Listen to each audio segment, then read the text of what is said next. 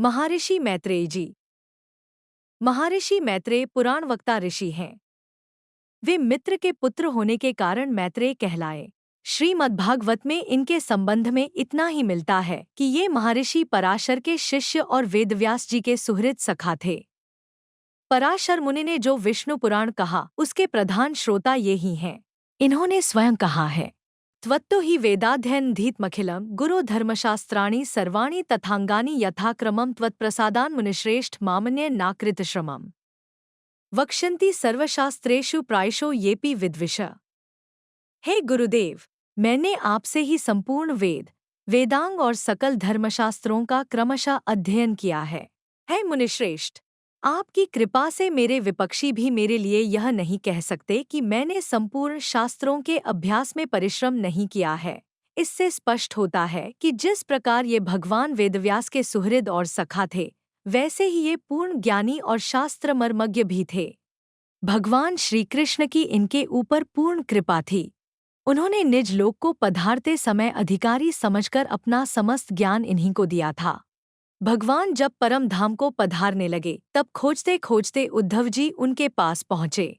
भगवान एक अश्वत्थ वृक्ष के नीचे सरस्वती के तट पर प्रभास क्षेत्र के समीप सुखासीन थे। उद्धव जी ने प्रभु के दर्शन किए। उसी समय महामुनि मैत्रेय जी भी वहां पहुंच गए। भगवान ने उन्हें ज्ञानोपदेश दिया और आज्ञा की कि इसे महामुनि विदुर को भी देना। अब उद्धव जी से यह समाचार सुनकर महामना विदुर जी इनके समीप पहुंचे। तब ये बड़े प्रसन्न हुए उस भगवदत्त ज्ञान का जिसे इन्होंने विदुर जी को दिया था। वर्णन श्रीमद्भागवत के तृतीय स्कंध के चौथे अध्याय से आरंभ होता है। महामुनि मैत्रेय का नाम ऐसा है जिसे समस्त पुराण पाठक भली प्रकार जानते हैं।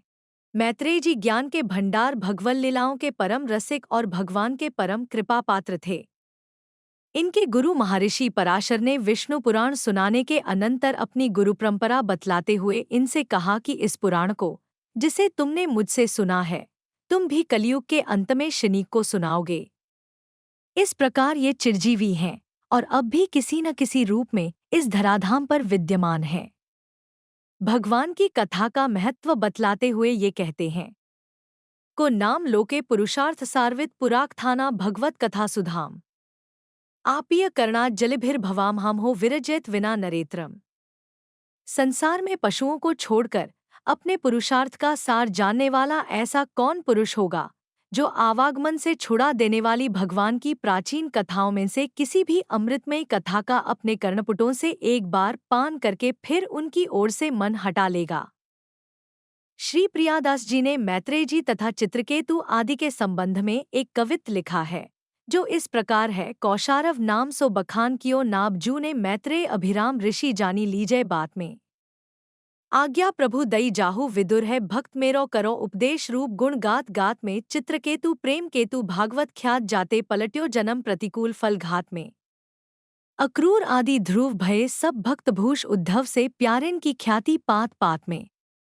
69 कवित्त में बताया गया है कि श्रीनाभाजी ने कौशारव नाम से जिनका वर्णन किया है वे परम श्रेष्ठ ऋषि मैत्रेय जी हैं। परमधाम जाने से पूर्व जब भगवान श्री कृष्ण उद्धव जी को उपदेश दे रहे थे उस समय मैत्रेय जी भी वहीं उपस्थित थे। मैत्रेय जी को भगवान ने आज्ञा दी कि तुम जाओ और मेरे भक्त विदुर जी को मेरे द्वारा कथित ज्ञान भक्ति का उपदेश दो, जिससे मेरे रूप और गुण उनके रोम रोम में व्याप्त हो जाया। मैत्रेय और विदुर जी का संवाद श्रीमद्भागवत के तीसरे स्कंध में वर्णित है। प्रेम की ध्वजा फहराने वाले भक्त चित्रकेतु का चरित्र भी श्री भागवत में प्रसिद्ध है। शंकर जी का अपमान करने पर उन्हें दैत्ययोनि प्राप्त हुई, फिर भी उनकी भक्ति ज्यों की त्यों रही। अक्रूर जी और ध्रुव जी श्रेष्ठ भक्तराज हुए। उद्धव सरीखे भगवान के प्यारे भक्तों की कथा संसार में सर्वत्र प्रसिद्ध है।